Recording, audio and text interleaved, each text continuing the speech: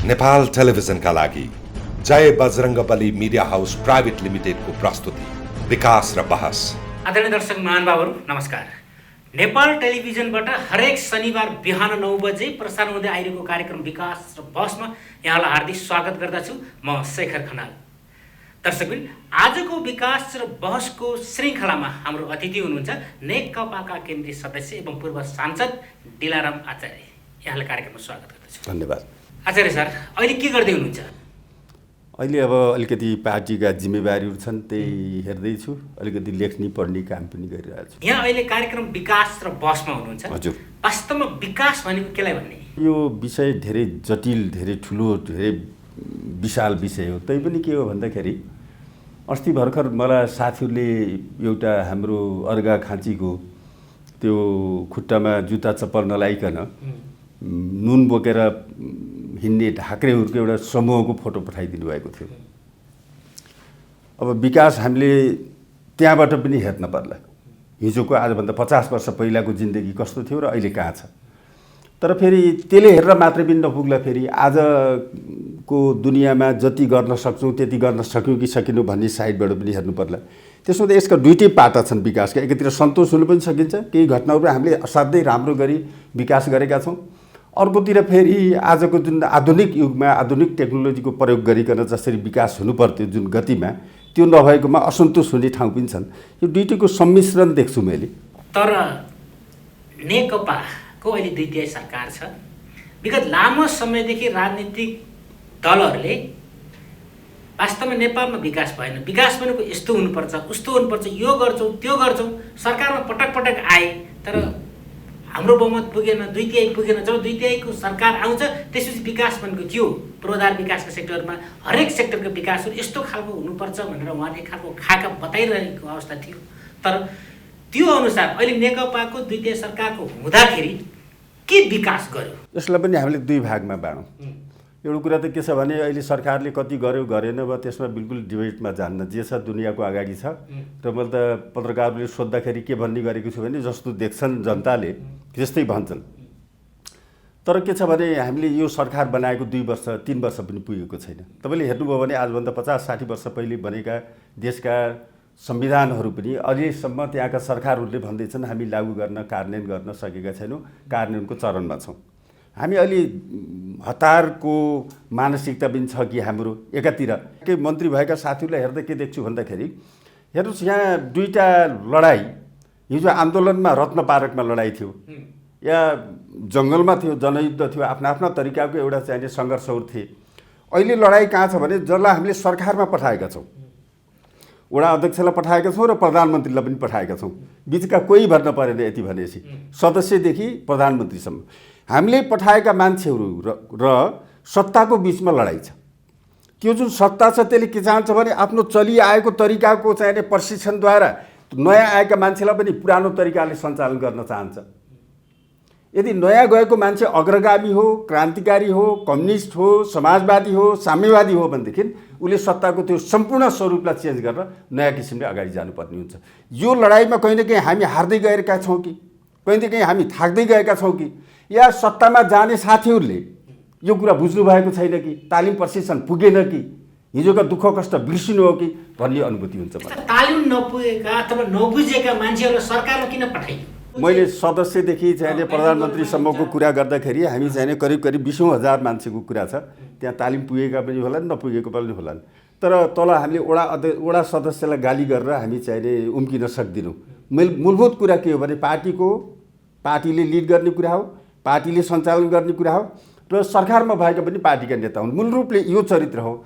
त्यहाँ नै यो नपुगेको हो कि हामी नयाँ सत्तामा आएका छौँ, जनताको हामीमाथि धेरै ठुलो आशा भरोसा छ, विश्वास छ, त्यहाँबाट हामी परिचालन भयो कि भएनौँ भनेर आफ्ना कामहरूको समीक्षा गर्नेतिर हामी गएनौँ कि अब मन्त्री हुन एक किसिमको होडबाजी छ। हेर्नुहोस्, कुनै मान्छेले त आधा दर्जनचोटि पुर्याइसके मन्त्री। अब यही रफ्तारमा जाने हो भने अझै 20-30 वर्ष बाँचे भने उनीहरू चाहिने दर्जन कटाउने कुरा त सुनिश्चित छ। तर 1 दर्जनचोटि मन्त्री भयो, बाहिर भन्दा त भनौँला 1 दर्जनचोटि भइस् भनेर। तर एकचोटि तपाईँ जस्तो पत्रकारले बोलाएर सोध्नुहोस् त तैँले त मन्त्री भइस्, के गरिस्? ठोस रूपमा भन्, कसको निम्ति गरिस्? त मन्त्री भएको कारणले त नहुँदाखेरि, त मन्त्री नहुँदाखेरि नहुने काम के थिए, त भएको कारणले देशले के पायो भनेर सोध्नु हो भने मलाई लाग्छ ठुलो सङ्ख्यासित यसको कुनै जवाब छैन। पार्टीको कुरा नगरौँ, हाम्रो पार्टी मात्रै होइन, जति पनि सरकारमा गएका मान्छेसित यसको जवाब छैन। त्यसको कारण के हो भने सरकारमा गएर सत्ताले उनीहरूको प्रशिक्षण लिन्छ र आफ्नो अनुकूल चाहिँ बनाउँदै लैजान्छ। त्यहाँ सजिलो हुन्छ,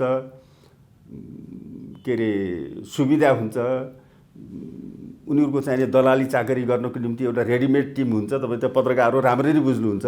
त्यो रेडिमेड टिमले हिजोसम्म चाहिँ कामरेड भन्ने मान्छेले नि आइबक्सियोस् गइबक्सियोस् भन्न थाल्छ, उठिबक्सियोस् खाइबक्सियोस् भन्न थाल्छ। त्यो कल्चरलाई चिरेर होइन, म यो सबै सुन्न आएको होइन, म सत्ताको स्वरूपलाई फेर्न आएको हुँ।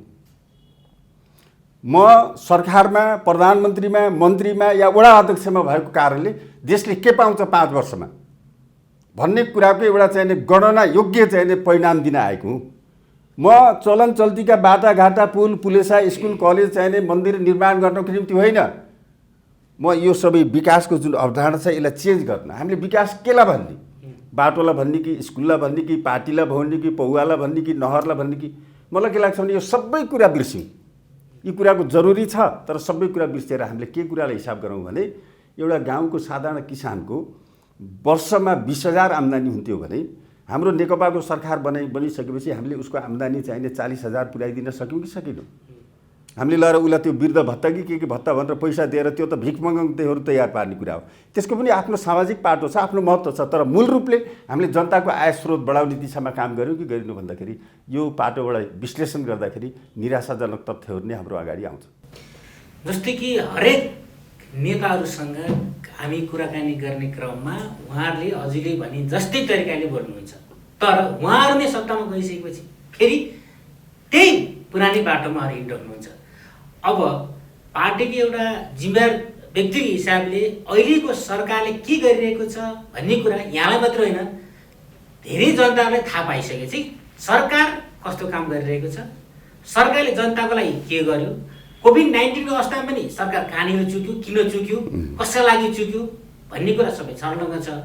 तर एउटा कुरा यहाँले भनिदिनु पर्यो, अब पार्टीले कस्तो काम गर्नुपर्छ र अबको सरकारले जनतालाई कता डराउनुपर्छ र कुन दिशामा हिँड्नुपर्छ भन्ने कुरा यहाँ बताइदिनु पर्यो। सबै तहका सरकारहरू, चाहे वडा भन्नुहोस्, चाहे प्रधानमन्त्रीले नेतृत्व गरेको सङ्घीय सरकारको कुरा गर्नुहोस्, पार्टीको मातहतमा हुन जरुरी छ, पार्टीको नीति निर्देशनमा चल्न जरुरी छ। स्वच्छचारी किसिमले चल्ने भनेको यो पञ्चायत व्यवस्थामा पनि मैले कहीँ देख्छु, स्थानीय तहमा पञ्चायत व्यवस्थाको प्रधान पञ्च बरु राजादेखि डराउँथ्यो। अहिले त डरकर विहीन ऊ आफै राजा छ, कसैसित डराउनु पर्ने छैन। पार्टी कमिटीसित मतलब छैन। हाम्रो पार्टीको मात्रै कुरा होइन, तपाईँले देशमा जति पनि पार्टी छन् सबैद्वारा निर्वाचित मान्छेहरूलाई हेर्नुहोस्, पैसाको थुप्रो गएको छ त्यहाँ। हिजो चाहिने के अरे 3 लाख मनमोहनको 9 महिने शासनकालमा 3 लाख गाउँमा जाँदाखेरि जुलुस लाएर चाहिने खुसियाली मनाउने त हामी जनता हो नि।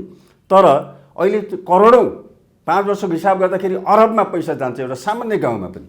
तर त्यसको परिणाम के आएको छ भन्दाखेरि जनताको जीवनस्तर सुधारतिर गएको छैन। त्यसले गर्दाखेरि तपाईँको प्रश्नलाई मैले संक्षिप्तमा भन्दाखेरि के भन्छु भने पार्टीहरू, सत्ताहरू, सरकारहरू, राज्यका सबै निकाय जननिर्वाचित निकायहरू पार्टी कमिटीको मातहतमा हुनुपर्छ। केन्द्रीय सरकार केन्द्र पार्टीको मातहतमा हुनुपर्छ। तदनुरूप वडा चाहिँ सरकार वडा पार्टीको मातहतमा हुनुपर्छ। छैन भने अब सरकार अब लगाम फुक्यो घोडा जस्तै भएर अगाडि दौडिरह्यो भने यसले कस्तो खालको दुर्घटना? नै परिणाम राम्रो ल्याउँदैन यसरी, बिल्कुल ल्याउन्न। हेर्नुहोस्, म त आफ्नो कुरा स्पष्ट भन्ने मान्छे हुँ। यसरी सरकारमा निर्वाचित मान्छेहरूले हामी चाहिँ राजा छान्ने गाउँ 5 वर्षको निम्ति। पार्टी भनेको के हो भन्दाखेरि चुनावमा टिकट दिने, मरिमेटी गरेर त्यसलाई विजय गराउने, विजय गराएपछि 5 वर्षको लागि सुत्ने, उसको कुनै काम हुन्न भन्ने जुन चिन्तन छ त्यो हाम्रो पार्टीभित्र पनि छ। त्यो चिन्तन चाहिँ नै आफैमा आत्मघाती चिन्तन हो। पार्टीको सर्वोच्चता सर्वथा कायम रहनुपर्छ। यो त पार्टी सिस्टम हो। पार्टीको सर्वोच्चता कायम हुनुपर्छ र एउटा केन्द्रीय सरकारले बजेट कस्तो ल्याउने, नीति कार्यक्रम कस्तो ल्याउने, बजेटमा के कुरालाई प्राथमिकता दिने भन्ने कुरा पार्टी केन्द्रमा छलफल हुनुपर्छ। जस्ताको तस्तै नहोला, मूलभूत रूपले वडामा हो मेजर कुरा आउनु पर्यो। त्यसै गरेर वडामा या गाउँमा या प्रदेशमा आउँदाखेरि त्यो तहको पार्टी कमिटीभित्र राम्रो गरी छलफल हुनुपर्छ र पार्टीका भावनाहरूलाई पनि समेटेर लानु हो भने बल्ल पार्टीले चाहिँ त्यसलाई अपनत्व लिन्छ र पार्टीले स्याबास भन्छ। कमजोरीको पनि जिम्मा पार्टीले लिन्छ, राम्रो कुराको पनि पार्टीले जिम्मा लिन्छ। अब तपाईँले यही कार्यक्रम मार्फत भनिदिनु पर्यो, जो चाहिँ राज्य सञ्चालनमा चाहिँ सत्ताको चाहिँ बागडोर लिएर बसिरहनु भएको छ, उहाँहरू पनि कम्युनिस्ट धारबाट आएको कम्युनिस्टको सरकार छ।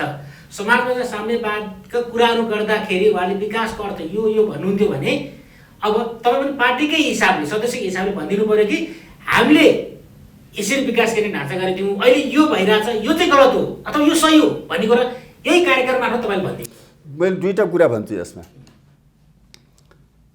मैले अस्ति पनि एक ठाउँ चर्चा गरेको थिएँ, लेनिन जिउँदो छँदै हिटलरसित लड्नुपर्ने हो। रुसको र हिटलरको चाहिँ टकराव पर्यो। रुस भर्खर क्रान्ति सम्पन्न भएर आएको गरिब देश थियो तुलनात्मक रूपले हिटलरभन्दा, युरोपभन्दा। लेनिनले के भन्नु भने 16-18 वर्षभन्दा मुनिका बच्चाहरूलाई पनि पेटभरि खाना दिऊ, 60 वर्ष माथिका बुढाबुढीलाई पनि पेटभरि खाना दिऊ। अब हामीले सेनाको निम्ति अन्न जोगाउनुपर्छ, त्यसमा त अब वार कम्युनिजम लाउँ, 3टा रोटीभन्दा बेसी 16 वर्षभन्दा माथि र 60 वर्षभन्दा बिचको चाहिने जनसमूहले 3टा भन्दा बेसी रोटी नखाने भनिदिनु हो। निर्णय गर्यो पार्टीले, सरकारले निर्णय गर्यो। दुर्भाग्यवश त्यही बेला लेनिनलाई गोली लाएर बिमारी हुनुभयो। उहाँको घर परिवार डाक्टर सबैले भने तपाईँले त्यहाँ तल 3टा रोटीले पुग्दिन, बिमारी छ, 4-5वटा पेटभरि खा भनेर जोड गरे। उहाँले 3टा भन्दा 1 टुक्रा पनि बेसी खानु भएन, किनभने आफूले निदान गरेको नीति हो नि, आफूलाई लागू नहुने अरूलाई लागू। त्यसकारण समाजवाद भनेको के हो भने अरूलाई लागू गरिदिने होइन, समाजवाद त आफ्नो जिन्दगीमा लागू हुनु पर्यो। माओको छोरा कोरिया गएर चाहिने त्यहाँको युद्धमा मरे, माओको बुहारीले भने म चाहिने त्यो डेड बडी हेर्न जान्छु भने, माओले भने तिमी राज्यको पैसाबाट जान पाउने, मेरो तलब आउँछ अलिअलि त्यसबाट टिकट बनाएर जान्छु भने जाऊ, नत्र जान पाउनु। म त्यो डेड बडी मेरो श्रीमानको यहाँ चाइना ल्याउन चाहन्छु भने माओले पाइन्न भने। तिमीले माओको छोरालाई त ल्याउँछौ, अरू जुन छोराहरू त्यहाँ गएर मरेका छन् तिनको हालत के हुन्छ? उनी पनि त छोरा हुन्। माओको छोराको बडो डेड बडी लिएर यहाँ आउने, अरूका छोराहरूको त्यही सड्न दिने त्यस्तो हुन्छ? हुन्न, पाइन्न। समाजवाद त यहाँ होला नि खोज्ने, हाम्रो जिन्दगीमा खोज्ने भने म नेता हो भने मैले आफ्नो जिन्दगीमा खोज्नु पर्यो। त्यसकारण एउटा बाटो यो। अर्को फेरि समाजवादको कुरा के हो भने हामीले समाजवादको बारेमा स्कुलिङ नै गर्न भएका छैनौँ भन्ने मेरो कुरा छ। यसो भन्दाखेरि साथीहरूले घमण्ड गरिस् भन्नु होला, त्यसो भन्ने साथीहरूसित नि छलफल गरौँला। समाजवादको बारेमा हाम्रो स्कुलिङ नै सुरु भएको छैन। हामीले बुझेको समाजवाद के? धनी धनी मान्छेहरूका घर जग्गा जमिन खोसेर गरिबलाई बाँडिदिने, यही त हो नेपालमा बुझिएको समाजवाद। अहिलेसम्म त्यस्तै यो भनेको समाजवाद हुँदै होइन। कि त समाजवादको नारा फेरौँ, होइन भने समाजवादले त भनेको के हो भने सबैको हुने नहुने, थोरै धेरै, गरिब धनी सबैको सम्पत्तिलाई राष्ट्रियकरण गर्ने, सबैले समान रूपले उपयोग गर्ने, योग्यता अनुसारको काम, काम अनुसारको दाम, यो लक्ष्य हो नि समाजवादको त। अहिलेको यो कोभिड-19ले विश्वभरि नै यसले चाहिँ अब आक्रान्त मचायो। नेपाल पनि त्योबाट अछुत हुन सकेन, हामी त्यसको अहिले चाहिँ भोगिरहेछौँ होइन। अहिले कयौँ मान्छेहरू चाहिँ अब कोभिड-19 कोरोना सङ्क्रमित भएर बसिरहनु भएको छ, कोही आइसोलेसन हुन्छ, कोही हस्पिटल हुन्छ, कोही होम आइसोलेसन हुन्छ। यस्तो अवस्थामा राज्यले 2076 चैत 11 गतिबाट लकडाउन सुरु गर्यो, बिचमा फेरि सटडाउन भन्यो, फेरि निषेधाज्ञा, जे भने तापनि एकै खालको चाहिँ जनतालाई घरभित्र बस्नको लागि आदेश गर्यो। र विशेष गरी नेपालमा भएका नेपालीहरूले त दुःख पाए, तर विदेशमा रहेका प्रवासी नेपालीहरू जो चाहिँ उता पनि काम छैन, देश फर्कनको लागि चाहिँ उनीहरूले उताको देशले पनि त तिम्रो जनता लैजाऊ भन्दाखेरि पनि नेपाल सरकारले ल्याउन नसकेको अवस्था त्यतिखेर एकदमै थियो। र अहिले आएर ती नेपालीलाई फाटाफुर्ता आइराखेका छन्, तर विदेशमा बस्ने प्रवासीले काहीँ न काहीँ कुनै कुनै सिप त बोकेका छन् नि, सिप त छैन हुन्छ। र सरकारले यो विषयमा अहिलेसम्म कुनै खालको चाहिँ नीति अथवा सोच बनाएको जस्तो लाग्दैन। र त्यस्ता प्रवासी नेपालीलाई नेपाल ल्याइसकेपछि कस्तो खालको व्यवस्थापन गर्नुपर्छ, उनलाई कुन क्षेत्रमा लगाउनुपर्छ जस्तो लाग्छ? दुईवटा कुरा छ नि यसको। एउटा कुरा त के छ भने यो लकडाउनको जुन विश्वव्यापी रूपमा जुन सङ्कट पैदा भयो कोभिड-19 पछि, यो बेलामा सबभन्दा पीडित को हो भन्दाखेरि प्रवासी हो। नेपाली मात्रै होइन, संसारभरिका मान्छेहरू जो आफ्नो घर छैनन् ती मान्छेहरू सबभन्दा बेसी पीडित भए। पीडा त घर बस्नेलाई पनि भयो, घर बस्नेलाई घर बसेको पीडा भयो, उसलाई त्यो घर बसे जस्तै एउटा पीडा पनि भयो, घर आफ्नो थात थलोमा पुग्ने अर्को पीडा पनि भयो। हाम्रो त दुर्भाग्य भन्नुपर्छ, अहिले पनि चाहिने भारत बाहेक अरू देशमा भएका कयौँ मान्छेहरू चाहिने अहिले पनि घर आइपुग्न भएका छैनन्। अझै यो गतिले हो भनेदेखि अझै 4-6 महिना लाग्ने सम्भावना छ। एउटा अर्को आइसकेको होइन, अहिले त फेरि नियमित उडानद्वारा ल्याउने भनेको छ, अलि योजना भनेको छ पछिल्लो टाइममा। यहाँ आइसकेका मान्छेहरू पनि फर्किन आतुर छन्, किनभने यहाँ बसेर गुजारा गर्ने ठाउँ छैन। हेर्नु, प्रवासी नेपालीको तपाईँले सन्दर्भ उठाएपछि तपाईँले के बुझ्नुहोस् भने यो नेपालको सन्दर्भमा सबभन्दा पहिलो पौरखी पुस्ता नै चाहिने प्रवासी नेपालीहरू।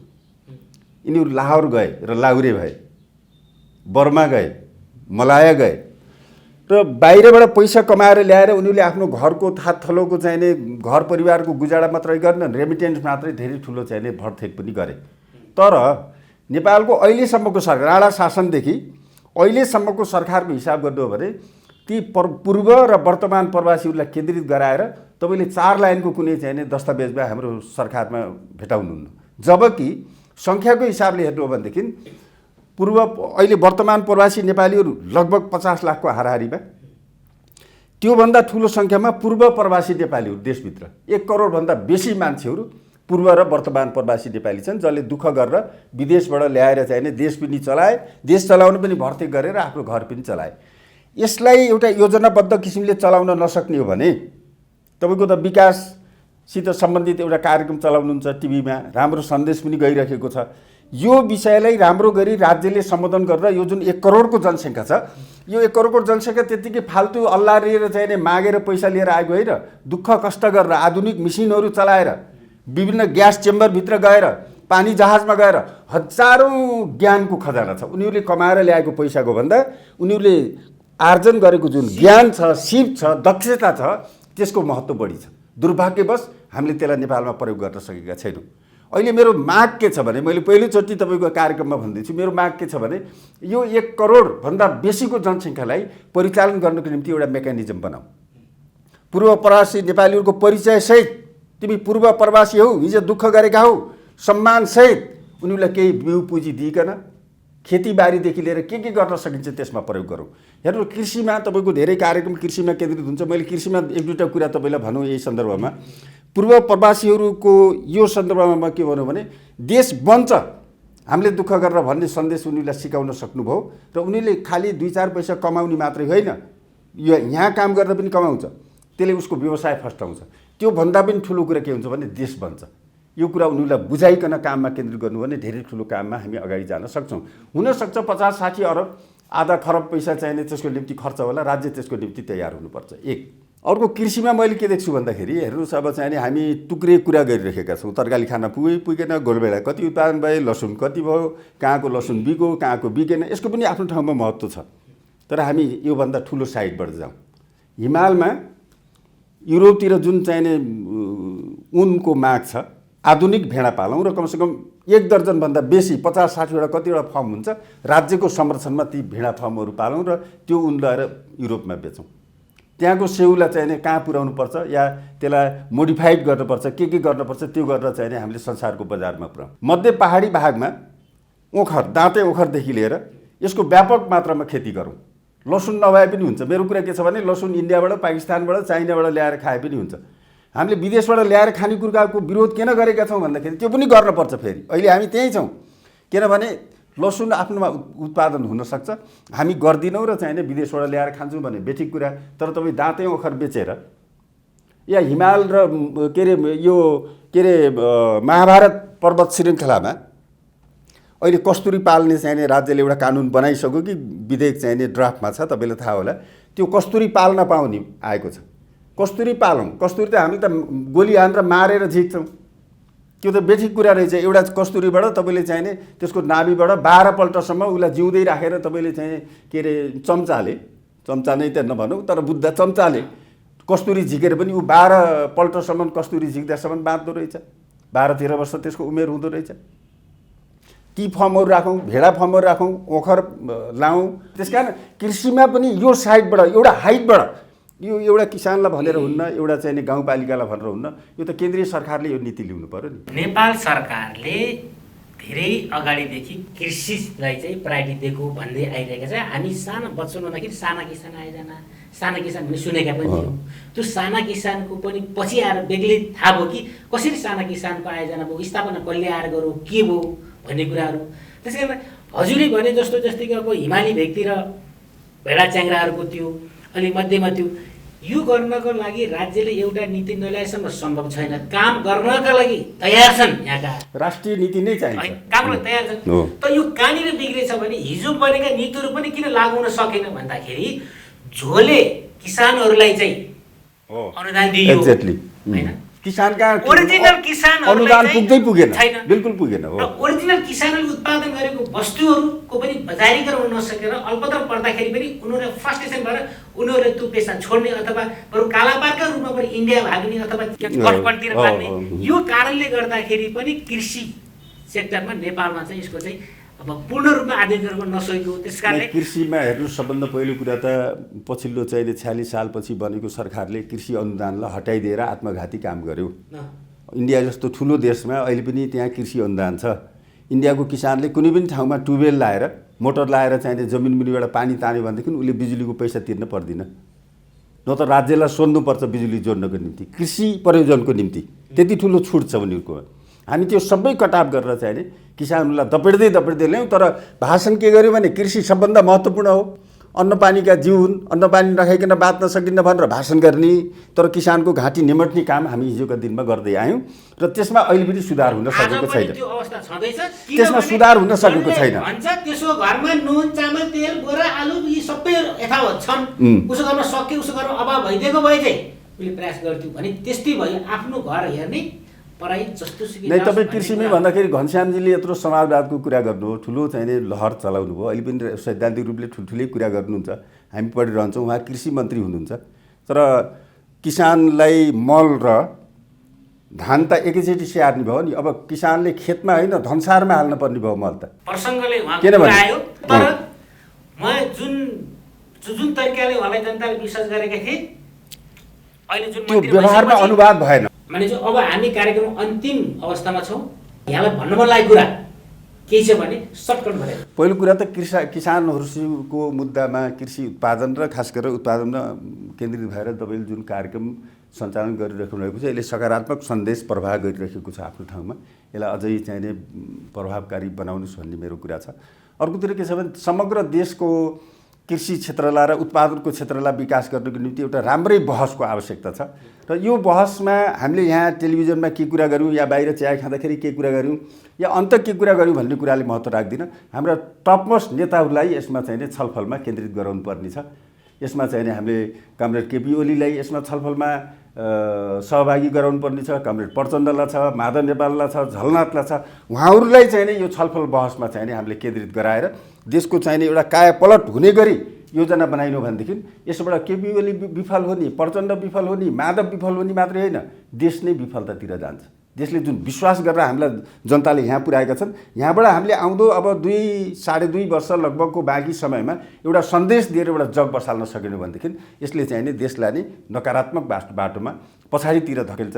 यसको निम्ति चाहिँ नि एउटा बहसको सिर्जना गर्नको निम्ति तपाईँहरू जस्ता साथीहरू जुन लाग्नुभएको छ त्यसलाई हाम्रो शुभकामना छ। हामी पनि आफ्नो ठाउँबाट बहस गर्छौँ र हामी सकारात्मक उद्देश्यको निम्ति सबै नेताहरूलाई देश निर्माणको निम्ति एक ठाउँमा एउटा विषयमा एउटा निश्चित योजनामा छलफलमा सहमतिमा ल्याउन सक्छौँ भन्ने दृढता राखेर अगाडि बढौँ।